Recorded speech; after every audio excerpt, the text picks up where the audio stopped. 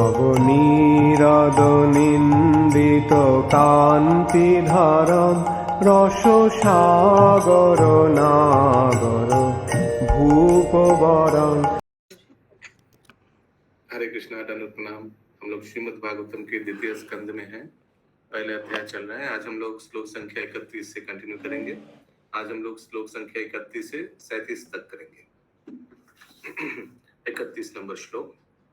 छंदांसि अनन्तस्य शिरो गृह्णन्ति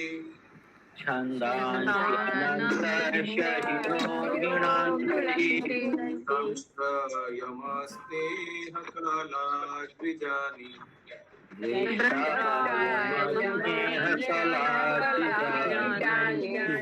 आसो जनोन्मादकरी च माया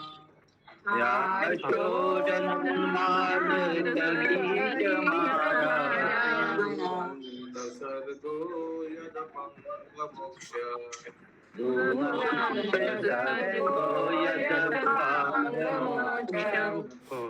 यस, चंदा देवी माता जी। हरे कृष्णा, दंडवत प्रणाम। वे कहते हैं कि वैदिक स्रोत भगवान के मस्तक हैं और मृत्यु का देवता तथा पापियों को दंड देने वाला यम उनकी डाढ़े हैं। स्नेह की कला ही उनके दांत हैं और सर्वाधिक मोहनी माया ही उनकी मुस्कान है। यह भौतिक सृष्टि रूपी महान सागर उनकी चितवन स्वरूप है। तात्पर्य, वेदों के अनुसार यह भौतिक सृष्टि बैकग्राउंड नॉइज आ रहा है। यस, रत्ना प्रभा माता जी, फिर से अनुवाद पढ़िए। हाँ जी, वे कहते हैं ना, तो सड़क का आवाज आ रहा है। यस, वे कहते हैं कि वैदिक स्रोत श्री भगवान के मस्तक हैं और मृत्यु के देवता तथा पापियों को दंड देने वाले यम उनकी दाढ़ें हैं। स्नेह की कला ही उनके दांतों की पंक्ति हैं और सर्वाधिक मोहिनी माया ही उनकी हंसी है। यह भौतिक सृष्टि रूपी महासागर हमारे पर डाली गई उनकी चितवन है। वेदों के अनुसार यह भौतिक सृष्टि भौतिक शक्ति पर श्री भगवान के दृष्टिपात का प्रतिफल है, जिसे यहाँ पर अत्यंत मोहिनी माया के रूप में बताया गया है। ऐसे बद्धजीव जो ऐसी भौतिकता द्वारा आकृष्ट होते हैं, उन्हें ज्ञात होना चाहिए कि भौतिक नश्वर सृष्टि वास्तविकता की नकल मात्र है और जो लोग श्री भगवान की ऐसी आकर्षक चितवन से मोहित होते हैं, उन्हें गोपियों के नियंत्रक यमराज के नियंत्रण में रख दिया जाता है। श्री भगवान हरे कृष्णा माता जी, गोपियों के नियंत्रण, पापियों के नियंत्रण। ठीक है माता जी। हाँ, फिर से लो लाइन पढ़िए रत्ना प्रभा माता जी। अच्छा, उन्हें वो सेंटेंस पढ़िए। भौतिक नश्वर सृष्टि वास्तविकता की नकल मात्र है और जो लोग श्री भगवान की ऐसी आकर्षक चितवन से मोहित होते हैं, उन्हें पापियों के नियंत्रक यमराज के नियंत्रण में रख दिया जाता है। श्री भगवान जब स्नेह से मुस्कुराते हैं तो उनके दांत दिखते हैं। जो बुद्धिमान व्यक्ति श्री भगवान के विषय में इस सच्चाई को ग्रहण करता है, वह उनका शरणागत हो जाता है। किसी का कोई प्रश्न है? 32 नंबर श्लोक। वृदोत्तरा उष्ठो अधर एव लोभ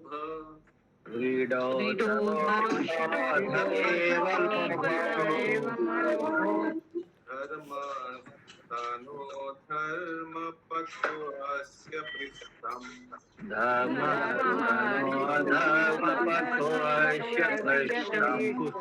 हस्तस्य मित्रं वृषणौ च मित्रौ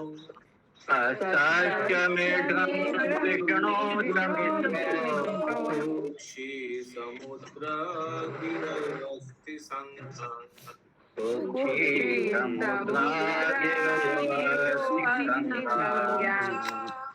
यस, कंटिन्यू माता जी।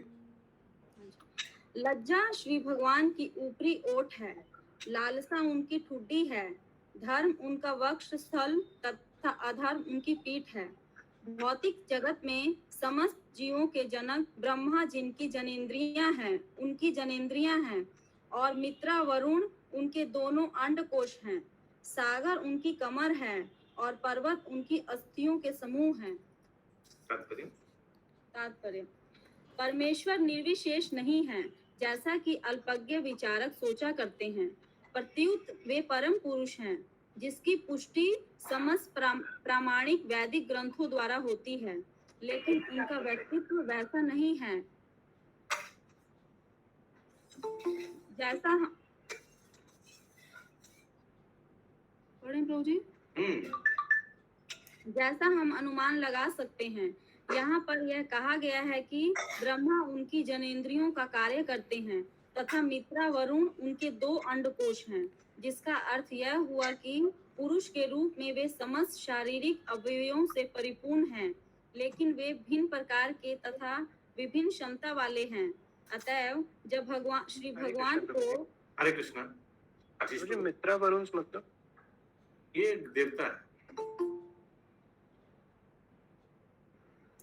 अतएव जब श्री भगवान को निर्विशेष वर्णित किए जाते हैं, तब यह समझना चाहिए कि उनका व्यक्तित्व हमारे अपूर्ण तर्क के क्षेत्र में पाए जाने वाले व्यक्तित्व जैसा नहीं है। हाँ जी। तो आशीष प्रभु, you can see that it is written Brahma ji acts as his genitals, okay, and similarly Mitra Varun his 2 testicles. Mitra Varun and the Mitra Varunas are his 2 testicles. So maybe there are 2 Mitra Varunas. ऐसा हो सकता है because plural है Varunas. So पूरा जितना भी 33 करोड़ देवता वो सब भगवान में विराजमान है, भगवान के अंश है शरीर का। कुछ प्रमुख देवता का नाम दिया हुआ है। यस, आगे माता जी। हरे कृष्ण प्रभु जी, दंडवत प्रणाम। हरे कृष्ण प्रणाम। प्रभु जी, यहाँ पे जो बताया गया है कि जितने देवता लोग हैं उनके शरीर के अंग हैं, तो देवता लोग तो चेंज होते रहते हैं ना, जैसे ब्रह्मा जी और भी सारे देवता लोग, तो उस समय उनके शरीर का मतलब कौन रक्षक होता है? ये इन द सेंस शरीर के अंग मींस देवता एक पोस्ट है, तो पोस्ट तो रह जाता है, व्यक्ति चेंज होते रहता है। सो अलग अलग शरीर का अंग, अलग अलग पोस्ट देवता का। हाँ प्रभु जी, वो तो पता है, लेकिन जब एक जैसे ट्रांसफर होता है ना, एक के बदले जब दूसरे आएंगे तो वो उस क्रिएट का बात है। This is for our understanding. ये विराट रूप का जो वर्णन और देवी देवता जो वास कर रहे हैं, ये समझाने के लिए कि सब भगवान में विराजमान है, ओके। और जब देवी देवता चेंज होता है तो पोस्ट तो रह जाता है, कैबिनेट तो रह जाता है, हाँ, कैबिनेट वो मिनिस्ट्री तो रह जाता है, और डिटेल में क्या होता है, कौन कहाँ चला जाता है, वो तो जब तक लिखा नहीं तब तक कमेंट नहीं कर सकते। यस, रत्ना प्रभा माता जी। किंतु मनुष्य चाहे तो पर्वतों या समुद्रों तथा आकाश को विराट पुरुष के विराट शरीर के अंग मानकर उनकी पूजा कर सकता है। भगवान श्री कृष्ण ने अर्जुन को जो विराट रूप प्रदर्शित किया, वह आस्थाहीनों के लिए एक चुनौती है। However, worship the Lord even by seeing the hills and mountains of the ocean, or the ocean and the sky as different parts of parcel. अगर हम लोग को आकाश भी देखेंगे, कहीं अच्छा हिल स्टेशन में घूमने या पर्वत देखेंगे, तो हम लोग को सोचना चाहिए भी भगवान का ही कोई शरीर का अंश होगा। कितना सुंदर भगवान का creation. So whatever we see around Krishna should be, Bhagwan immediately should strike our mind. The Virat Purusha as exhibited by the Lord Krishna to Arjuna is a challenge to the unbelievers. जो लोग नास्तिक हैं उनको challenge है, क्योंकि भगवत गीता में ये लिखा है, भगवत गीता में भगवान श्री कृष्ण ने इसका वर्णन किया है अर्जुन को। ओके, तो हम लोग देखते हैं ये विराट रूप बहुत इंपॉर्टेंट है जड़ जगत में, नॉन बिलीवर्स के लिए, जनरल पीपल के लिए बहुत इंपॉर्टेंट है विराट रूप। लेकिन one who is in Krishna consciousness, जो गौरी वैष्णव परंपरा में इस्कॉन के भक्तों के लिए विराट रूप को मानते हैं, बट इतना इम्पोर्टेंस नहीं देते हैं जितना दूसरे भगवान का अवतारों की तुलना में। 33 नंबर श्लोक। नाद्यवस्य नाद्यो अथ तनूरुहनि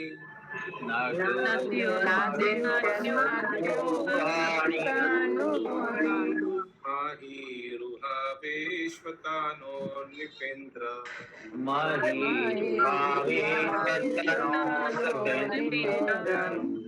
अनन्तवीर्य स्वसितं मतरिष्व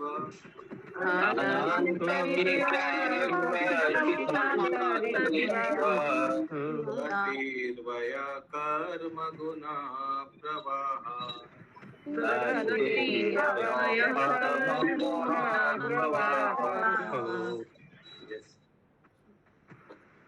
हे राजन, नदियां उस विराट शरीर की नसें हैं। हाँ, ये साउंड और अच्छा हो सकता है। पंकज को थोड़ा म्यूट। हाँ, साउंड और अच्छा हो सकता है। नहीं प्रभु, बारिश हो रहा है क्या उधर? बारिश का आवाज आ रहा है? पंखे का आवाज आ रहा है प्रभु। हाँ, अभी ठीक है। अभी ठीक ठीक है, ठीक। हे राजन, नदियां उस विराट शरीरों की नसें हैं, वृक्ष उनके रोम हैं और सर्वशक्तिमान वायु उनकी श्वास है। व्यतीत होते हुए युग उनकी गति तथा प्रकृति के तीनों गुणों की प्रतिक्रियाएं ही उनके कार्यकलाप हैं। देखने में भी कुछ लगभग सेम ना। देखिए, वृक्ष एकदम फैला हुआ जैसे होता है ना, उनको भगवान के शरीर के बाल जैसा है। और नदियां ऐसे ऐसे करके रूट्स होते हैं ना, ट्रिब्यूटरीज, तो वो लग रहा है ना, वो वेन्स जैसा है। वेन्स को हिंदी में क्या बोलते हैं? आते? नहीं, नस नाड़ी जैसा। यस, तात्पर्य। श्री भगवान न तो जड़ पत्थर हैं, न ही वे निष्क्रिय हैं। जैसा कि कुछ विचारधारा वाले सोचते हैं, वे समय के साथ गतिशील होते हैं, अतएव वे अपने वर्तमान कार्यकलापों के साथ साथ भूत तथा भविष्य के विषय में भी सब कुछ जानते हैं। फिर से माता जी ये स्टेटमेंट पढ़िए, अभी जो आपने पढ़ा तात्पर्य के पहले।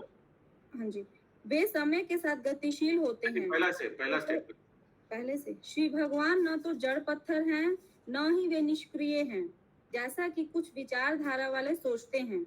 वे समय के साथ गतिशील होते हैं, अतएव वे अपने वर्तमान कार्यकलापों के साथ साथ भूत तथा भविष्य के विषय में भी सब कुछ जानते हैं।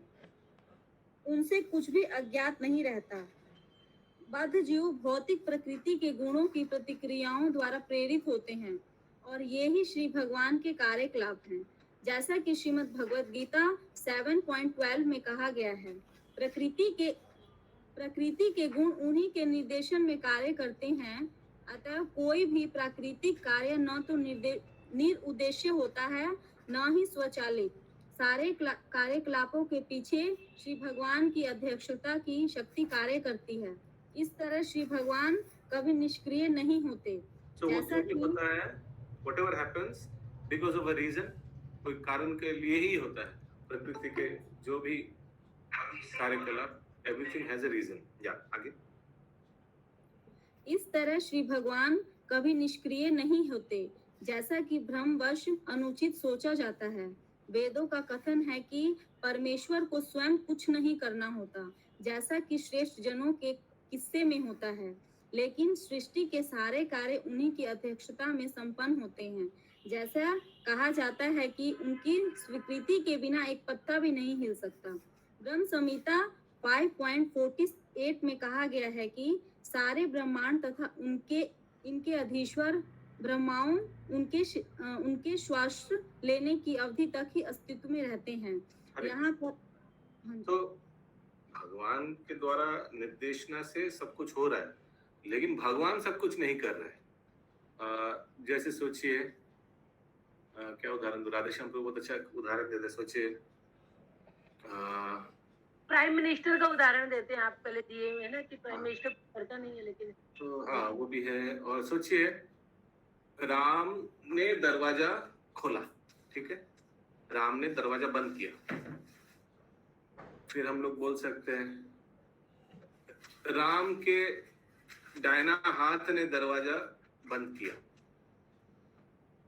हम लोग फिर बोल सकते हैं राम के दाहिने हाथ के उंगलियों के द्वारा दरवाजा बंद हुआ, ऐसे बोल सकते हैं। लेकिन हम लोग क्या वैसे बोलते हैं? राम के दाहिने हाथ का उंगलियों के द्वारा दरवाजा बंद हुआ? नहीं, हम लोग क्या बोलते हैं? राम ने दरवाजा बंद किया। वैसे ही दरवाजा बंद किया। हाँ, वैसे ही भगवान के द्वारा बारिश हुई। क्या हम लोग ऐसे बोलते हैं भगवान के नियुक्त देवता इंद्र के द्वारा बारिश हुआ? बोलते हैं? ऐसा नहीं बोलते हम। हाँ, भगवान ने कितना अच्छा हवा दे रहा है आज, ऐसे नहीं बोलते। भगवान के नियुक्त किया गया देवता वरुण देव के द्वारा आज कितना अच्छा मौसम है, ऐसे तो नहीं बोलते। नहीं। तो लेकिन हम लोग को मालूम है कि डिटेल में जाएंगे तो वही है, लेकिन भगवान ने ही किया, तो इसीलिए इन कॉमन लैंग्वेज से कृष्ण ओनली, एक्चुअली देखा जाए तो वही उन्हीं के द्वारा ही हुआ है सब कुछ। या आगे यहाँ पर इसी की पुष्टि की गई है। ऑल्दो भगवान कृष्ण डायरेक्ट बारिश और ये पवन को नियंत्रण नहीं करता है, लेकिन जब हम लोग बोलते हैं तो बोलते हैं उनका नाम ही लेते हैं। ठीक यहाँ जैसा बताया गया है, द वेदास से that the supreme lord has nothing to do personally. Personally भगवान कोई ब्रह्मांड में बारिश हो रहा है नहीं, थोड़ी वो देखता है, नहीं, लेकिन बोलने के लिए तो वही से ही बोलते हैं हम लोग, शास्त्र भी ऐसे ही बताते हैं। आगे यहाँ पर इसी की पुष्टि की गई है। ब्रह्मांडों के भीतर जिस वायु में सारे ब्रह्मांड तथा ग्रह स्थित हैं, वह अजीत विराट पुरुष की श्वास का अंश मात्र है। अतः मनुष्य नदियों, वृक्षों, वायु तथा बीतने वाले युगों के अध्ययन द्वारा भी श्री भगवान की निर्विशेष धारणा से दिग्भ्रमित न होकर श्री भगवान की न्याय संगत धारणा बना सकता है। श्रीमद् भगवद गीता 12.5 में कहा गया है कि जो परम सत्य के निर्विशेष विचार के प्रति आकृष्ट हैं, वे श्री भगवान के सगुण स्वरूप के उपासकों की अपेक्षा अधिक कष्ट उठाते हैं। जो भगवान के निर्विशेष रूप में ज्यादा रुचि रखते हैं, बहुत कष्ट होता है, क्योंकि भगवान का निर्विशेष, भगवान का नाम का अगर सिर्फ मनन करे उसमें भी कितना दिक्कत है। जो लोग गायत्री करता है उन लोग को मालूम है, अगर मुंह से उच्चारण करे, श्रवण करे तो ठीक है, जैसे हम लोग हरि नाम करते हैं, लेकिन अगर वो नाम का गायत्री मंत्र का जैसे मन में ध्यान करते हैं, ध्यान करके 10 बार करना है, सो डिफिकल्ट। मन यहाँ वहां कहाँ चला जाता है। और सोचिए यहाँ अगर भगवान को मन से सिर्फ सोचना है, कल्पना करना है, भोग लगाना है, भोग भी तो होता नहीं है, मन से सोचना है भगवान है, आकार नहीं है, और संबंध भी नहीं जोड़ सकते। कोई व्यक्ति जिनका आकार नहीं, उनसे कैसे संबंध जोड़, कितना डिफिकल्ट है। इसीलिए क्या बोलते हैं भागवतम में, क्लेशोधि तरक्स्तेषाम अव्यक्त आसक्त चेतसा। जो भगवान के अव्यक्त रूप, जो व्यक्त नहीं किया है, अनमैनिफेस्टेड रूप का जो जिनके प्रति आसक्त है। जैसे बहुत अलग अलग धर्म है, फेथ है, जो लोग भगवान का अस्तित्व को मानता है लेकिन बोलता है कि उनका शरीर नहीं है ना, उन लोग को उपासना बहुत क्लेशदायक है, डिफिकल्ट है। 34 नंबर श्लोक। वो न्याय संगत मतलब क्या हुआ यहाँ पर? सेंटेंस थोड़ा बताइए प्लीज। लास्ट वाला सेंटेंस है क्या? बुक नहीं है मेरे पास में भी। दिग्भ्रमित ना हो ऐसे करके कुछ था, लेकिन कहाँ है न्याय? क्या न्याय संगत? अतएव मनुष्य नदियों, वृक्षों, वायु तथा बीतने वाले युगों के अध्ययन द्वारा भी श्री भगवान की निर्विशेष धारणा से दिग्भ्रमित न होकर श्री भगवान की न्याय संगत धारणा बना सकता है। इंटेलिजेंटली कंसीडर फॉर्म भगवान की न्याय संगत, इंटेलिजेंटली, लॉजिकल न्याय संगत धारणा। It is stated that those who are in the form will more trouble than those who can intelligently conceive the personal form. न्याय संगत means logical explanation। ये भगवान हम लोग भगवान से आया है, अगर पुत्र का आकार है, पिता का भी आकार होना चाहिए, ऐसे logical explanation. Intelligently conceive English में लिखा है, तो हम लोग इंटेलिजेंटली सोच सकते हैं कि सचमुच शास्त्र में जो लिखा है, भगवान को तो आकार होना चाहिए, क्योंकि हम लोग सबका आकार है ना। महामंजरी माता जी, शंभू प्रभु आकार আছে আমাদের না নেই? आप में से जो अभी ये क्लास में আছে ऐसे कोई व्यक्ति है जिनका आकार नहीं है? नहीं। तो जिनसे हम लोग उत्पन्न हुए हैं उनका आकार कैसे नहीं होगा? ऐसे कोई मशीन है जो प्रोडक्ट बनाता है उसमें आकार है? सोचिए कोई पोटैटो वेफर्स का मशीन है, उससे पोटैटो वेफर्स आलू डालिए, आलू का चिप्स निकलेगा, जो निकल रहा है वो तो उसका आकार है। तो जो निकल रहा है वो वस्तु का आकार है, और जिनसे निकल रहा है वो वस्तु का आकार नहीं होगा। ऐसा कोई मशीन है? हमको दिखाइए, पृथ्वी में ब्रह्मांड में दिखाइए ऐसे कोई मशीन का आकार नहीं है। जो मशीन से जो निकल रहा है उसका आकार है, हो ही नहीं सकता। वैसे ही हम लोग को लॉजिकली इधर जैसे लिखा है इंटेलिजेंटली कंसीव, सोच सकते हैं कि ऐसे कैसे हो सकता है कि हम लोग का आकार, लेकिन हम लोग को जो बनाया उनका आकार नहीं है। Doesn't make sense. प्रभु जी आकार नहीं है उसका कोई एग्जांपल? जैसे कोई चीज का आकार नहीं है, वो कोई चीज, जैसे पानी आकार नहीं है, कोई चीज का आकार नहीं है, वो कोई चीज का बताइए प्रभु जी एग्जांपल। जैसे आकार नहीं है, पानी क्या है? जैसे पानी कोई डायमेंशन नहीं है, धन्यवाद। हवा कोई आकार नहीं है, यानी डायमेंशन नहीं है, लेंथ ब्रेथ हाइट नहीं है। तो वही जो हम लोग का तो आकार है, कोई 5 फुट का है, कोई 4 फुट का है, आकार है प्लस छू सकते हैं, हम लोग को छू सकते हैं व्यक्ति, राइट? तो अगर हम लोग को छू सकते हैं तो जो हम लोग को बनाए उनको छू नहीं सकते? नहीं, भगवान स्वयं एक व्यक्ति है। क्या भक्त लोग भगवान को छूते नहीं है? भगवान के धाम में आलिंगन नहीं करते हैं, उनका सेवा नहीं करते? लक्ष्मी देवी क्या उनका पाद सेवा नहीं करते? इसके मतलब भगवान का शरीर है, और उनका जब सेवा करते तो शरीर तो है, सच्चिदानंद शरीर है, लेकिन शरीर तो है। भगवान एक व्यक्ति है, व्यक्ति का शरीर। लेकिन बौद्ध धर्म वाले लोग तो यही बोलते हैं कि हम लोग को सब कुछ खत्म, मतलब मन में भी कुछ सोच नहीं रखना है, अपना कुछ अस्तित्व नहीं रखना है, इस तरह से अपने आप को बनाना है। पूरा शून्यवाद वे लोग, शून्यवाद, हाँ, शून्य में विलीन हो जाएंगे, खत्म, ये दुनिया खराब है, let us finish our existence. हम लोग शून्य कर देंगे, अपना एग्जिस्टेंस मिटा देंगे। हाँ, वे लोग इस तरह का करते। कोई अपना अस्तित्व मिटा सकता है? कभी नहीं, कभी नहीं। कोई अगर सुसाइड भी कर ले, क्या उसका आत्मा का मृत्यु होगा?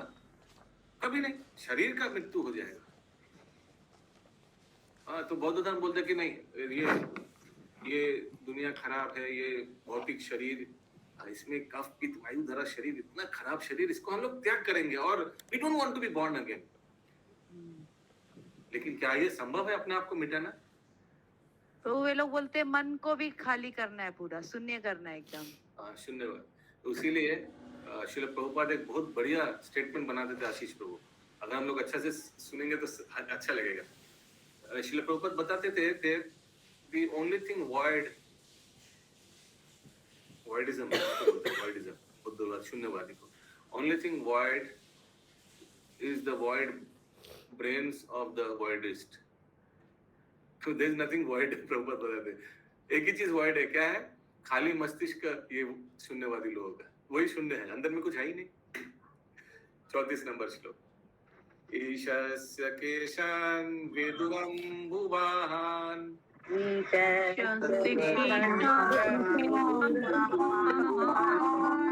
वासास्तु संध्यां कुरुवार्य पुण्या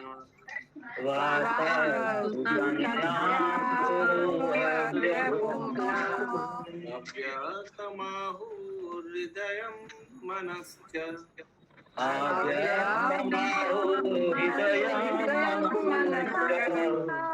चंद्रमा सर्वविकारकोश।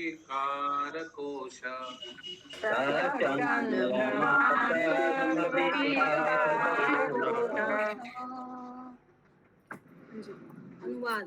हे कुरुश्रेष्ठ, जल ले जाने वाले बादल उनके सिर के बाल हैं, दिन या रात्रि की संधियां उनके वस्त्र हैं, तथा भौतिक सृष्टि का परम कल्याण ही उनकी बुद्धि है।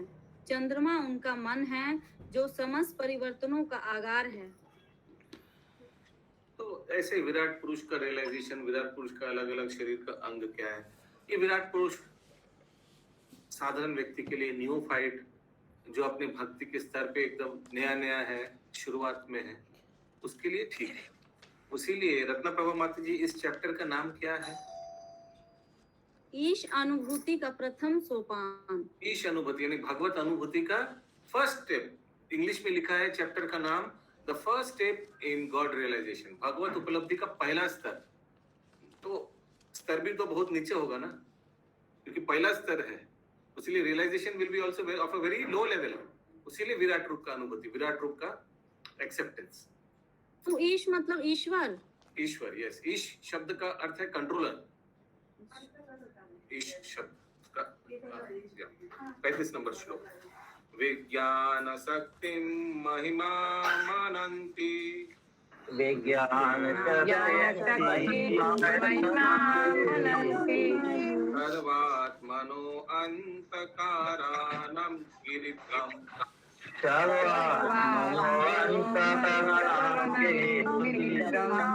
अस्वस्वतारियुष्र गजाननानि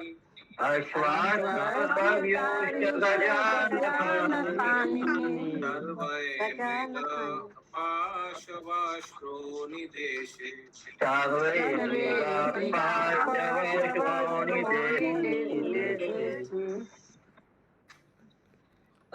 पदार्थ का सिद्धांत महातत्व सर्वव्यापी श्री भगवान की चेतना है। जैसा कि विद्वानों ने बल देकर कहा है, रुद्रदेव उनका अहंकार है, घोड़ा, खच्चर, ऊंट तथा हाथी उनके नाखून हैं, तथा जंगली पशु और सारे चौपाए श्री भगवान के कटी प्रदेश में स्थित हैं। चौपाए क्या होता है प्रभु जी? 4 पैर वाले जानवर। quadrupeds। फिर से एक बार तात्पर्य माता जी, अनुवाद। हाँ जी। पदार्थ का सिद्धांत महातत्व सर्वव्यापी श्री भगवान की चेतना है।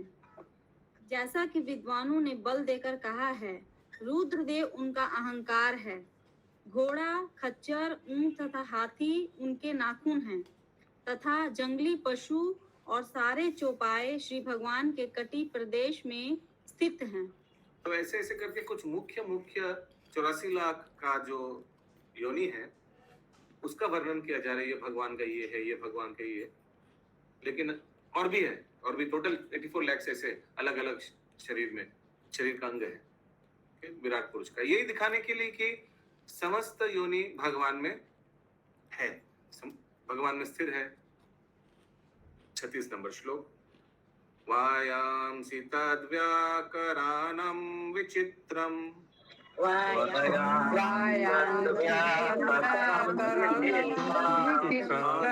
मनीषा मनुजो निवास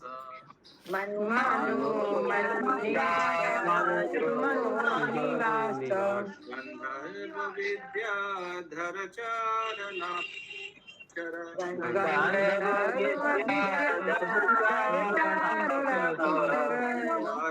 स्मृतिर आशुर्यानि कवीर्या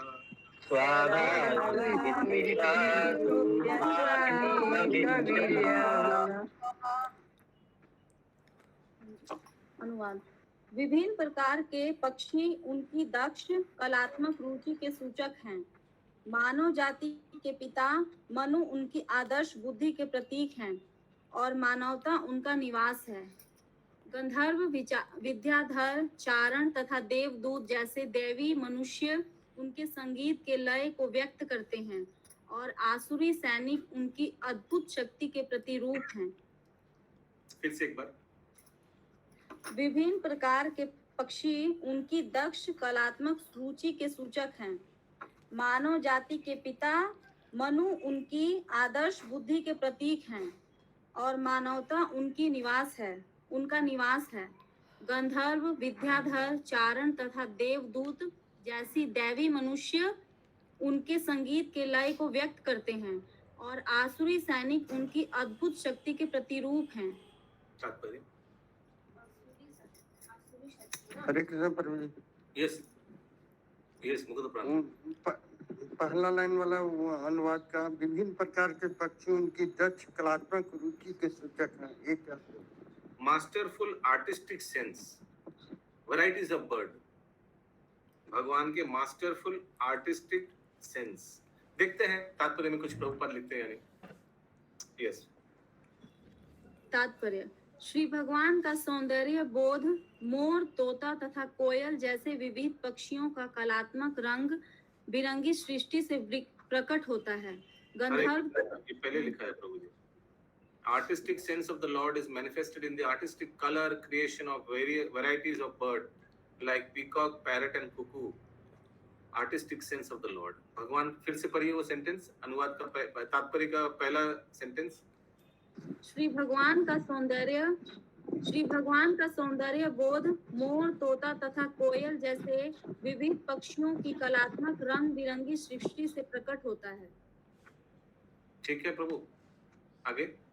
गंधर्व तथा विद्याधर जैसे दैवी मनुष्य योनियां आश्चर्यजनक गायन करती हैं और स्वर्ग के देवताओं के मन को भी मोहित कर लेती हैं। उनका संगीतमय लय श्री भगवान की संगीत की रुचि का बोध व्यक्त करता है, तो वे निर्विशेष कैसे हो सकते हैं? उनकी संगीत, तो देखिए भगवान का यहाँ पढ़िए आगे वाला लाइन अच्छा है, पढ़िए। उनकी संगीत रुचि, कलात्मक बोध तथा आदर्श एवं विफल न होने वाली बुद्धि उनके परम व्यक्तित्व के विभिन्न लक्षण हैं। मनु संहिता मानवता के लिए आदर्श विधि ग्रंथ है और प्रत्येक व्यक्ति को सामाजिक ज्ञान के इस महान ग्रंथ का पालन करना होता है। मानव समाज श्री भगवान का आवास है। अभी हाँ, इस इधर से अलग चेंज हो गया टॉपिक। तो पहला जो अभी तक बताया गया है कि भगवान के जो आर्टिस्टिक सेंस है, इसका कहाँ से प्रदर्शन हो रहा है? ये अलग अलग जो भगवान ने सृष्टि में आई थिंक 20 लाख योनि पक्षी बनाया था ना, 84 लाख में या 11 लाख ऐसे कुछ है। जो ये वैरायटी जो है आप लोग देख सकते हैं, अलग अलग पक्षी कितना सुंदर, इसका देखने में भी कितना अलग और कलर कॉम्बिनेशन भी कितना अलग। तो इससे भगवान का आर्टिस्टिक सेंस पता चलता है, कितना भगवान आर्टिस्टिक है। और the celestial species of human beings like the Gandharvas and Vidyadhars can sing wonderfully and can entice even the minds of the heavenly demigods. 4 lakh योनि जो मनुष्य में है, उसमें से गंधर्व और विद्याधर भी आता है। और हम लोग को मालूम है कि गंधर्व लोक में व्यक्ति बहुत सुंदर कीर्तन करते हैं। छोटा हरिदास, वो भी जब मृत्यु हो गया तो हम लोग को मालूम है वो गंधर्व लोक में था। और जब महाप्रभु कनाईनाथशिला के जंगल में से जा रहा था, गुजर रहा था, तो ऊपर से उनको कीर्तन सुनाई दे रहा था। और उन्होंने, उनके साथ कौन गया था वृंदावन में? वो बलदेव ये कौन गया था महाप्रभु के साथ? वो बुजुर्ग आदमी, विद्या जो भी है, याद आ रहा है? नित्यानंद भेजा था महाप्रभु के साथ। तो वो पूछा कि ये कहाँ से आवाज आ रहा है महाप्रभु को? तो महाप्रभु ने बोला वो छोटा हरिदास का ही आवाज है, अभी वो गंधर्व लोक में है तो वो कीर्तन कर रहा है हमको प्रसन्न करने के लिए। ठीक है, तो ये गंधर्व लोक में जो है वो बहुत अच्छा कीर्तन करते हैं, कीर्तनियाज है। तो ये सब भगवान अलग अलग वैरायटी बनाया है क्योंकि भगवान बहुत आर्टिस्टिक है। आप देखते हैं भगवान का सौंदर्य, भगवान सर पे कैसे सुसज्जित रहते हैं, कोई एक मोर पंख से। और भगवान का श्रृंगार वनफूल से होता है, नॉट जो मार्केट नहीं, वन फूल, वन में जो छोटा छोटा फूल है उससे बहुत सुसज्जित रहते हैं भगवान। भगवान बहुत आर्टिस्टिक है। भगवान का वर्ण, जो अंग का वर्ण है, कलर है, वो भी मॉनसून क्लाउड का। तो ऐसे बहुत आप देख सकते हैं, बहुत आर्टिस्टिक है भगवान। आगे। और या मनु संहिता वाला इधर से शुरू कीजिए फिर से। मनु संहिता मानवता के लिए आदर्श विधि ग्रंथ है और प्रत्येक व्यक्ति को सामाजिक ज्ञान के इस महान ग्रंथ का पालन करना होता है। तो मनु संहिता जो है ये स्टैंडार्ड लॉ बुक है, আইনের বুক।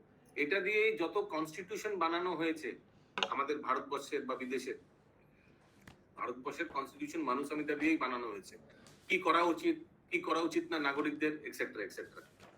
আমরা জানি যে জগাই মাধাই ওরা কি করতেন, ওরা প্রত্যেকদিন মানুষমিতা পাঠ করতেন কেন? এই দেখার জন্য কোন পাপটা করা হয়নি, যেটা করা হয়নি সেটা গিয়ে ওরা করতেন। ओके आगे।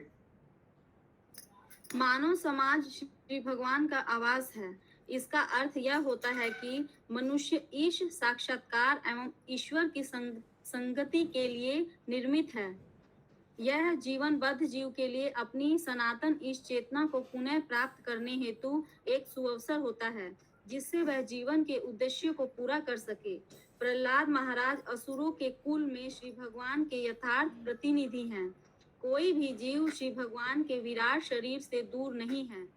प्रत्येक व्यक्ति का सर्वोपरि शरीर के प्रति विशेष कर्तव्य होता है।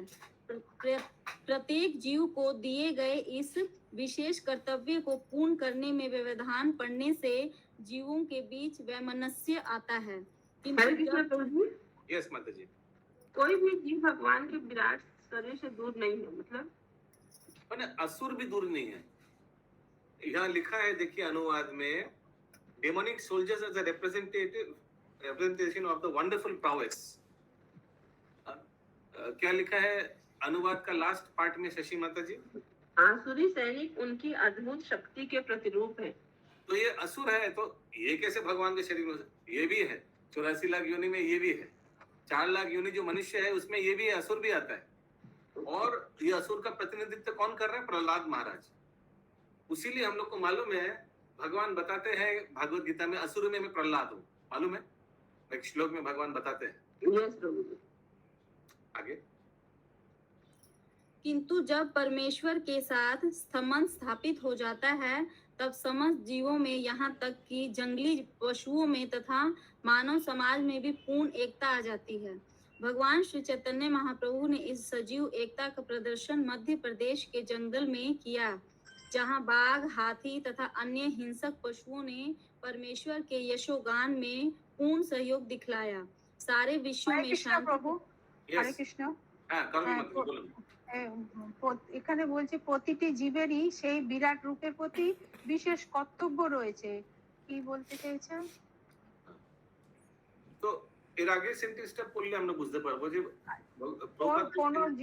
কোন জীবই ভগবানের বিরাট রূপ থেকে বিচ্যুত নয়, যেটা আপনি বললেন যে অসুররা এর মধ্যেও পড়ছে। ওষুধেরও একটা রোল আছে, প্রত্যেক 84 লক্ষ জনিদের রোল আছে। দেখুন আমি বলছি ওষুধের কিভাবে রোল আছে। এই অসুররা যদি না থাকতো তাহলে দেবতারা কিন্তু ভগবানকে স্মরণ করতো না, ঠিক না? আচ্ছা, ঠিক না? হ্যাঁ হ্যাঁ একদম, হ্যাঁ হ্যাঁ। देवतारा নিজেদের ঐশ্বর্যের মধ্যে একদম ডুবে থাকে স্বর্গলোকে। और जब असुर लोग आक्रमण करता है वो सीट के लिए, तभी देवता लोग जैसे इंद्र ब्रह्मा उन लोग को याद आता है, अरे अभी तो सिर्फ कृष्ण बचा पाएगा। फिर उन लोग खीर सागर जाके भगवान को प्रार्थना करता है, हे प्रभु कुछ कीजिए, हिरण्यकशिपु आकर हम लोग से बर्तन मजवा रहे। मालूम है ना, ये तो लिखा हुआ है शास्त्र में। हिरण्यकशिपु उन लोग को पूछा लगाते थे, उन लोग के द्वारा इंद्र रेज टू स्वर्ग लोग को स्वीप करता था। उन लोग जाकर फिर खीर सागर में कंप्लेन किया। तो हर एक 84 लाख में हर एक योनि का एक रोल है। They are not there just like that. और संबंध है, उस तरह से भगवान से भी एक संबंध से जुड़ा हुआ है। आगे। আচ্ছা ঠিক আছে প্রভু, হরে কৃষ্ণ। भगवान श्री चैतन्य महाप्रभु ने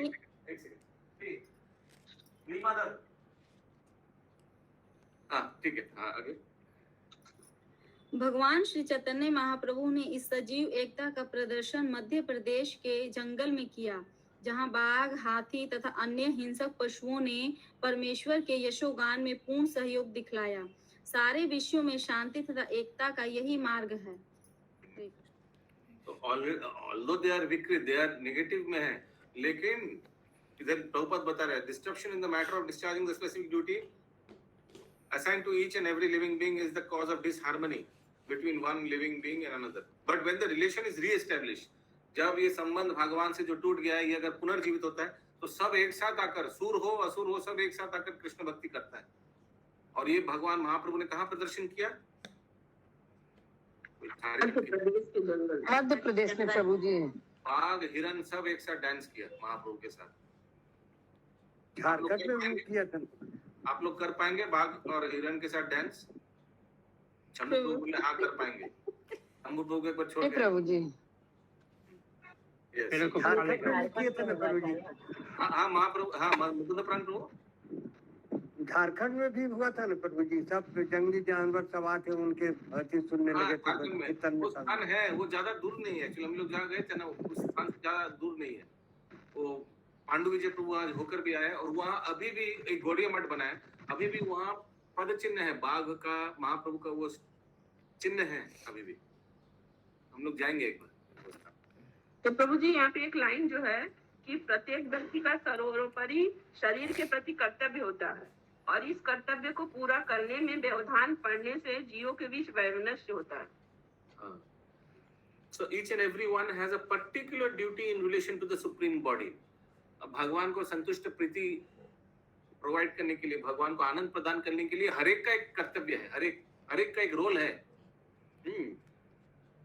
Disruption in the matter of discharging the specific duty assigned to each and every living being is, लेकिन वो नहीं करता है तभी ये डिसहार्मनी होता है, तभी ये ये भगवान का विमुख हो जाता है। नहीं तो हर एक का एक रोल है भगवान को संतुष्टि करने के लिए, भगवान को आनंद देने के लिए। उसीलिए भगवान ने 84 लाख वैरायटी बनाया है। भगवान को वैरायटी अच्छा लगता है, क्योंकि हर एक वैरायटी से भगवान को अलग रस आस्वादन होता है। प्रभु जी कानाई नाटशाला से वो कितना दूर है? আমার ঠিক মনে নেই, কিন্তু আমার বলছিল পাণ্ডু বিজয় প্রভু বেশি দূর না, আমরা যাইনি। ওই রাস্তাটা একটু দুর্গম পথ আছে। আচ্ছা, হ্যাঁ, কিন্তু ওখানে মানে প্রপার এগুলো মানে ওখানে সব বেশি দিন হয়নি, এইসব স্থান খোঁজ করে বের করা হয়েছে। মহাপ্রভু যেখানে গেছিলেন ওই জঙ্গল দিয়ে। হ্যাঁ, Yes. प्रभु जी वैमनस्य का अर्थ क्या होता है? क्या पूरा पूरा सेंटेंस दुश्मनी शत्रुता। ओके, आज का अंतिम श्लोक 37 को क्या बोलते हैं हिंदी में? 37 नंबर।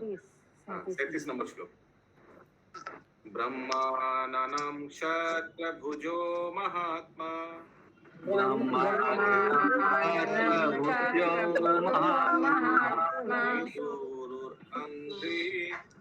श्रीकृष्ण वर्ण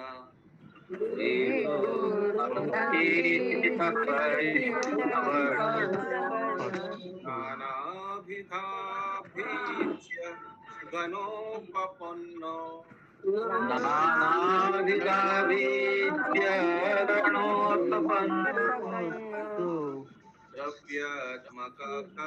द्रव्यात्मकर्मवितान योग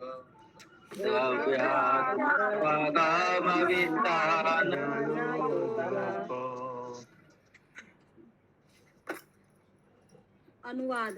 विराट पुरुष का मुख ब्राह्मण है, उनकी भुजाएं क्षत्रिय हैं, उनकी जांघें वैश्य हैं तथा शूद्र उनके चरणों के संरक्षण में हैं। सारे पूज्य देवता उनमें समाविष्ट हैं, और प्रत्येक व्यक्ति का कर्तव्य है कि श्री भगवान को प्रसन्न करने के लिए यथासंभव वस्तुओं से यज्ञ संपन्न करे। देखिए, विराट पुरुष में सब कुछ है, पशु पक्षी, अभी ये 4 वर्ण जो है वो उसका भी उदाहरण है। फिर ये मन बुद्धि अहंकार सूक्ष्म शरीर वो भी था ना विराट पुरुष में, ये है वो अहंकार, ये बुद्धि है। Everything is included in Virat पुरुष। फिर से पढ़िए अनुवाद। विराट पुरुष का मुख ब्राह्मण है, उनकी भुजाएं क्षत्रिय हैं, उनकी जांघें वैश्य हैं तथा शूद्र उनके चरणों के संरक्षण में हैं। सारे पूज्य देवता उनमें समाविष्ट हैं, और यह प्रत्येक व्यक्ति का कर्तव्य है कि श्री भगवान को प्रसन्न करने के लिए यथासंभव वस्तुओं से यज्ञ संपन्न करें। यहाँ पर एक प्रकार से एक ईश्वरवाद का सुझाव रखा गया है। हाँ, वेरी इंपॉर्टेंट।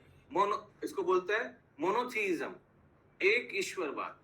हाँ, everybody is God, no everybody is God, वो गलत कॉन्सेप्ट है। मोनोथीइज्म माने याद रहेगा एक ईश्वरवाद। एकले ईश्वर कृष्ण आर्षभृत्य, एकले ईश्वर कृष्ण आर्षभृत्य, चैतन्य चरितामृत में महाप्रभु ये श्लोक बताते हैं, एकमात्र कृष्ण ही ईश्वर है और बाकी सब नौकर है। भृत्य माने नौकर। आगे।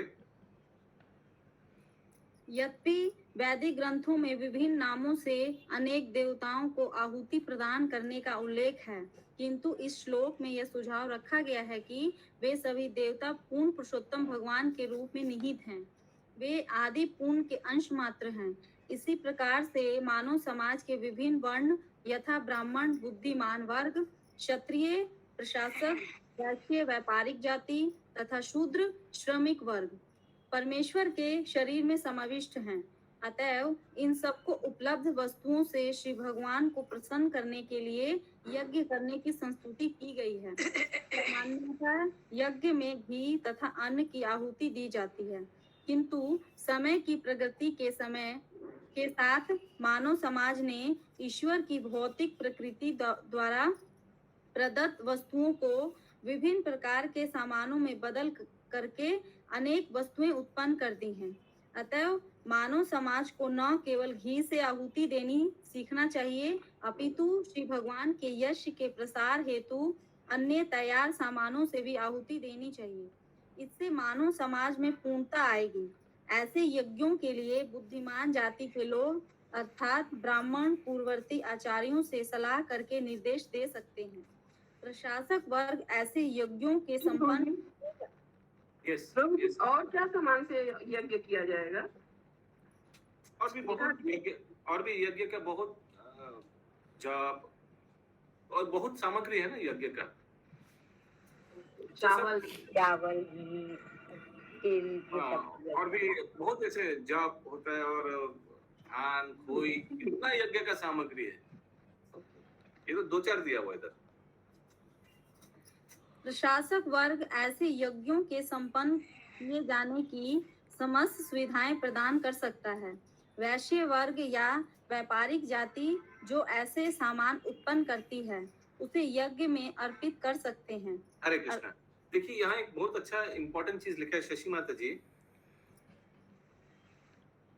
जो आप बता रहे थे। Human society has produced varieties of goods by transforming material supplied by God's material nature. अगर ध्यान से आप देखें तो मैक्सिमम यज्ञ का जो सामग्री है वो नेचुरल भगवान ने भेज दिया है। वैसे कुछ आर्टिफिशियल कुछ ऐसे सामग्री जो जिसका ट्रांसफॉर्मेशन होता है। ट्रांसफॉर्मेशन समझ रहे आप? जैसे ये रिमोट कंट्रोल जो ये भी तो पंचभूत द्वारा बनाया गया है, लेकिन इसमें मनुष्य का हाथ है। हाँ है। हाँ, लेकिन मैक्सिमम उसीलिए लिखा है इसमें Human society has produced varieties of goods by transforming materials supplied by God's material nature. Human society therefore must learn to offer sacrifices not only with clarified butter but with also manufactured goods in the propagation of glory, and that will bring about perfection in the human society. तो जो भी भगवान ने जो भी supply किया है सबको आहुति भगवान की सेवा में इस्तेमाल करना सीखना चाहिए। The intelligent class of men of Brahmanas may give direction for such sacrifice in consultation with the previous acharyas. The administrators may give all facilities. तो ब्राह्मण का क्या कर्तव्य है? ये यज्ञ संपन्न करने के लिए डायरेक्शन देंगे सरोज माता जी, ठीक है।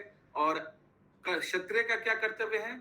ये यज्ञ संपन्न हो ठीक से, कोई बाधा ना आए, प्रोटेक्शन वो क्षत्रिय देगा। जैसे हम लोग को मालूम है ये ऋषि मुनि लोगों को बहुत डिस्टर्ब कर रहा था ये कुछ राक्षसी। हाँ, फिर कौन प्रोटेक्शन के लिए? देखिए ऋषि मुनि लोग आराम से श्राप देता तो सब राक्षसी मर जाते, वैसे उन लोग किया नहीं। ये उन लोग का ड्यूटी नहीं है ये राक्षसी को मारने का। उन लोग क्या किया? जाकर दशरथ महाराज को रिपोर्ट किया। जिनका जो कर्तव्य है, हम लोग भी कुछ गंडगोल होता है तो हम लोग जाकर पुलिस को बोलते हैं ना, देखिए हमको ये डिस्टर्ब कर रहा है। हम लोग खुद तो ऐसे मारते नहीं उनको। तो क्षत्रिय का कर्तव्य है प्रोटेक्शन देना, तो उधर जाकर तो अलग अलग वर्ण का अलग अलग रोल है। आगे वैश्य वर्ग या व्यापारिक जाति जो ऐसे सामान उत्पन्न करती है उसे यज्ञ में अर्पित कर सकते हैं। और शूद्र वर्ग और शूद्र वर्ग ऐसे यज्ञ को सफलता से संपन्न करने के लिए शारीरिक श्रम प्रदान कर सकता है। इस प्रकार मनुष्य जाति के सारे वर्गों के सहयोग से इस युग में जिस यज्ञ की संस्तुति की जाती है, जो श्री भगवान के पवित्र नाम का संकीर्तन है, उसे मानव जाति के कल्याण हेतु विश्व भर में संपन्न किया जा सकता है। Thus, by cooperation of all classes of human beings, the sacrifice recommended in this age. इस युग में कौन सा यज्ञ के बारे में बताया गया है, प्रिस्क्राइब किया गया है? संकीर्तन यज्ञ बोलते हैं इसको। May be executed for the common welfare of all the people of the world. तो मैं अभी अंकित प्रभु से निवेदन करूंगा, ताहूत